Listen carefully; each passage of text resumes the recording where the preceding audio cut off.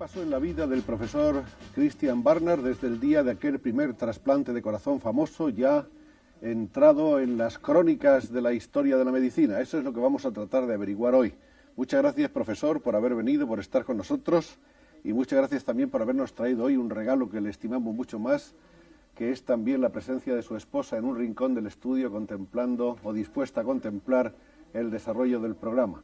Ahí está Bárbara Barnard, a la que saludamos desde aquí y le agradecemos su cordial presencia entre nosotros. Después de ese primer trasplante, usted haría después una serie sistemática de trasplantes. Hablábamos el otro día del trasplante que le hizo a Philip Bleiber, que sobrevivió 18 meses. Lo hizo usted en enero del 68, fue el segundo. En septiembre del mismo año hizo usted otro a Petrus Johannes Smith, en el 69 a Mario Lamberti, en abril del mismo año a Dorothy Fisher. En el 74 realiza usted la primera operación de doble trasplante, que es otra de sus técnicas, la técnica más moderna, que consiste en unir un segundo corazón al del paciente para que lo complemente. Yo quisiera que usted me hable ahora de esa técnica. Esa es la que llaman el piggyback, ¿o cómo le llaman? Bueno, como dije en el último programa, pensamos que cuando un paciente muere a causa de un problema cardíaco muy serio, porque el músculo está destruido, se pueden hacer dos cosas. O bien sacar ese corazón y sustituirlo por otro, o bien podemos conectar un segundo corazón de tal forma que ayude al corazón ese viejo que está en peor estado. Es una especie de caballo que sube una colina y entonces si se nos cansa el caballo, pues entonces tenemos un corazón cansado. Podemos usar otro caballo, por ejemplo, esa sería la primera operación que yo hice, o podemos dejar el caballo cansado para que haga algo todavía lo que pueda y poner otro caballo más fresco que le ayude. Esa es la segunda operación. En esta operación no quitamos el corazón del paciente, lo dejamos allí, in situ, para que haga lo que pueda todavía. Y en el tórax derecho, cerca de su propio corazón, conectamos el corazón del donante, de forma que no sustituya la función del corazón del paciente, sino que le ayude, que le asista en la circulación. Podemos ver la ventaja de esta operación, porque si algo va mal con el nuevo corazón, el antiguo corazón todavía está allí y puede hacer que siga la vida del paciente. ¿Cuántos trasplantes de ese tipo ha realizado? Como 30 pacientes con esta operación de piggyback, de este segundo corazón, y en un paciente tuve que operarle 2 veces, porque dejó de funcionarle el corazón que había yo trasplantado fue rechazado, entonces no esperé a que viniera otro donante, porque él vivía por su corazón viejo, entonces quité el corazón rechazado, le puse otro nuevo, o sea, 30 pacientes. ¿Los problemas en general de rechazo cree usted que están ya resueltos o en vías de resolverse? No se ha resuelto todavía el rechazo. Es un fenómeno muy básico en cualquier organismo vivo. Es la posibilidad de que el organismo vivo pueda detectar cualquier cosa extraña, cualquier cuerpo extraño que se meta allí dentro. Esto es un mecanismo natural, el de rechazo. Así un organismo vivo se protege de la invasión de otros organismos vivos del exterior. No hubiéramos podido vivir en una atmósfera tan llena de bacterias y gérmenes si no rechazáramos todas esas cosas, porque esas bacterias se nos meten en el cuerpo, pero tenemos un rechazo que las mata. Claro, es un mecanismo muy básico y es muy difícil detenerlo totalmente, pero tenemos medios y formas hoy día, por lo menos, de controlarlo. Y se puede controlar especialmente bien si se diagnostica pronto.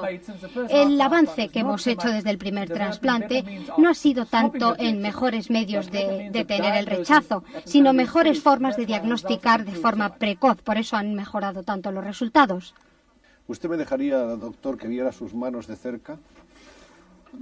Estas manos, estas son las manos que han tenido miles de corazones tan cerca. De estas manos se dijo en algún tiempo, y usted mismo lo ha contado, que tenían artritis reumática y que en algunos momentos llegaban a temblarle. Ese problema que a usted le preocupaba, como incluso para llegar a impedirle el ejercicio de su profesión de cirujano, se ha mejorado.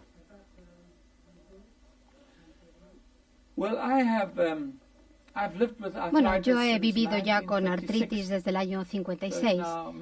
Hace ya muchos años que he tenido esta artritis, más de 20 para ser exactos. Esto siempre es una cosa que ha estado por ahí encima. No sé, me preocupaba que pudiera convertirme en un inválido y que, claro, no podría intervenir ya más. Pero subconscientemente quizá esto me haya estimulado para alcanzar cosas en todo lo posible porque no sabía cuánto tiempo me iba a durar. Pero he tenido muchísima suerte porque he podido ser capaz de operar casi diariamente y solo últimamente en los últimos años la artritis se ha puesto muy mal. Hay días que no puedo intervenir verdaderamente, pero en los últimos meses he mejorado otra vez y he podido trabajar de forma continuada otra vez.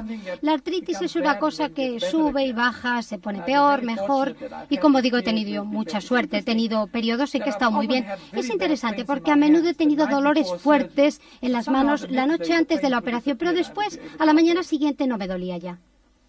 Pero siempre hay que recordar la tensión enorme por la que pasa el cirujano. Hay que recordar siempre que cuando un paciente muere no se dice, bueno, pues ha sido culpa de la enfermera o del ayudante o del técnico. No, siempre es culpa del cirujano. O sea que él tiene toda la responsabilidad en el quirófano. Y si un cirujano actúa de otra manera, como una primadona, no es precisamente porque sea una primadona, es porque está tan implicado, tan metido en aquello con el paciente. No sé, la cirugía es distinta de la medicina interna. A lo mejor tenemos un internista y hay un enfermo de diabetes. No es responsable verdaderamente ese médico de la enfermedad del paciente, pero cuando un cirujano opera y el cirujano no lo hace bien y el paciente está mal, el cirujano piensa que él ha causado la operación, que él tiene la culpa. O sea que un cirujano, no sé, enfoca la cosa totalmente distinta del médico. En España salieron estas dos novelas, Tensión se llama una, otra Tiempo de nacer, tiempo de morir. Y creo que también está publicado en España, aunque no hemos podido encontrar, su autobiografía One Life, una vida. Bueno, como digo, es una combinación de mis experiencias, mi capacidad de crear la tensión en la medicina y, claro, mis colaboradores tienen la habilidad de construir esto, de darle la forma de una novela. Pero la mayoría de estas cosas que he escrito son o cosas que yo he vivido o cosas que han vivido mis colegas. Estos son problemas de la medicina a los que yo me he enfrentado. O sea que no es que sea tan difícil escribir estas novelas. La otra novela, Tiempo de nacer, tiempo de morir, es el segundo intento narrativo de Barnard con características muy similares al primero.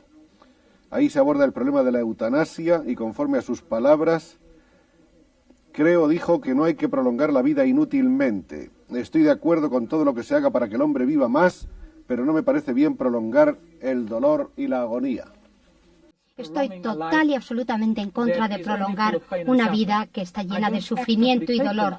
Yo no estoy quitando a ese paciente la vida, no voy a hacer nada para prolongarla y yo haría todo lo posible para que no sufriera ese paciente, incluso terminar su vida. Esto se llama eutanasia pasiva. Yo estaba pensando, cuando hablaba de mis restaurantes y mi explotación, dirá la gente que tengo mucho dinero, ¿no? Con la medicina no he ganado dinero porque nunca he ejercido la medicina en privado. Ahora gano $2.500 al mes. O sea que, como digo, mi dinero sale de los libros. Quiero decir que el ingreso de ese libro no lo he cobrado yo. Lo he dado a una fundación de investigación médica, ese libro de mi vida. Estoy financiando investigación médica con ello y ha sido casi $500,000 que ha pasado a esta fundación, que no me he quedado yo con ello, precisamente para ayudar a los médicos jóvenes a hacer investigación en inmunología y corazón. Pero después de tantos años de no haber tenido usted dinero cuando lo necesitaba y recibe usted un poco de dinero del azar, ya que no del ejercicio de su profesión, tampoco hay que renunciar a ello, ¿o sí? No, ahora lo puedo desperdiciar. De todas maneras, el sueldo el salario que usted recibe en el hospital es poco para un hombre de su categoría, ¿no le parece? ¿No? Bueno, todo es relativo, ¿no? Lo que es poco y es mucho. Es poco si se compara con salarios que ganan los médicos ejerciendo en privado en Estados Unidos o en partes de Europa. Pero yo creo que es muy adecuado si se compara con los salarios de médicos en países comunistas. Los salarios son mucho más bajos que el mío y en muchas otras partes del mundo. El salario que nosotros ganamos es adecuado para vivir. Yo creo que sí, en mi país. Los problemas de su país, de África del Sur, ¿cómo están ahora?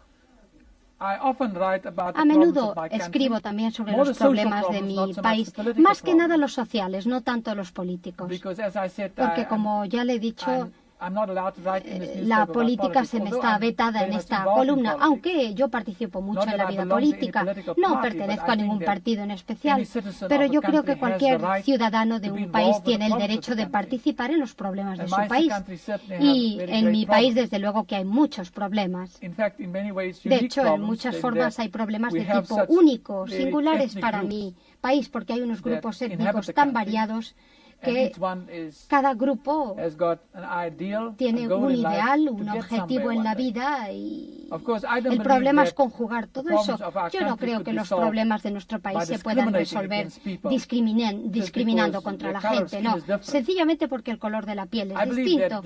Yo creo que la discriminación es parte de la vida, pero no puede decirse que hay un solo factor para discriminar. No sé, yo estoy muy en favor de la meritocracia. Yo creo que uno tiene que alcanzar algo en la vida porque uno es capaz de alcanzarlo, no porque uno tenga un factor X en la vida, porque uno es blanco o negro, o porque uno es un hombre o una mujer, no, o porque uno es un protestante o un católico, no. Yo creo que uno, el ser humano, debe alcanzar algo en la vida porque el ser humano es capaz de hacerlo, dejando de lado cualquier otro factor.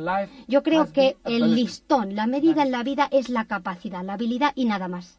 Su vida profesional a partir de este momento, doctor, ¿cómo la contempla usted?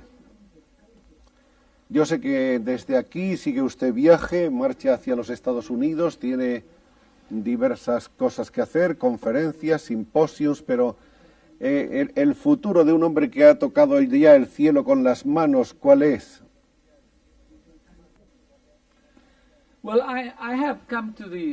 Yo he llegado a un momento en mi vida en que de verdad creo que tengo que dejar ya la cirugía. Yo siempre he pensado de esta forma. Yo participo en todo lo que hago totalmente o no hago nada. Una cosa intermedia no me gusta. Y esto va a ser mi reacción con respecto a mi carrera también. O voy a hacer todo por la cirugía o voy a dejarla completamente. Yo creo que he llegado a un momento en que tengo que pasar los trastos a los médicos más jóvenes, los que se han formado conmigo. Yo creo que ya he perdido mucha vitalidad de cuando era joven, que ya no aguanto tanto, la juventud da este aguante y ya no tengo tanto impulso, tanto entusiasmo como antes. Y yo creo que en ese momento ya no es justo que continúe con mi profesión. Cuando se ha perdido eso, hay que dejarlo, aunque es muy duro, ¿eh? Es muy duro el dejar algo que le ha dado a uno tanto en la vida, pero creo que sí, que uno debería tener el valor de sus propias convicciones y admitir que uno ha llegado al final de la carrera. Pero como ya he dicho, yo creo que la vida es una función. Cuando uno deja de funcionar, deja uno de vivir. Y yo no voy a dejar de funcionar cuando deje de hacer la cirugía. No, voy a hacer en la vida las otras cosas que me interesan. Yo quiero que me acepten como Chris Barnard y yo me comporto como Chris Barnard, no como un catedrático ni un especialista en cirugía. Y así es como he vivido. Cuando muera, yo creo que podré decir, como decía Frank Sinatra en su canción, yo lo he hecho a mi manera. Y por tanto, todo el éxito que yo haya tenido en la vida, yo lo he alcanzado. Y todas las culpas que haya tenido, también yo soy culpable. No sé, soy el único responsable de mis acciones.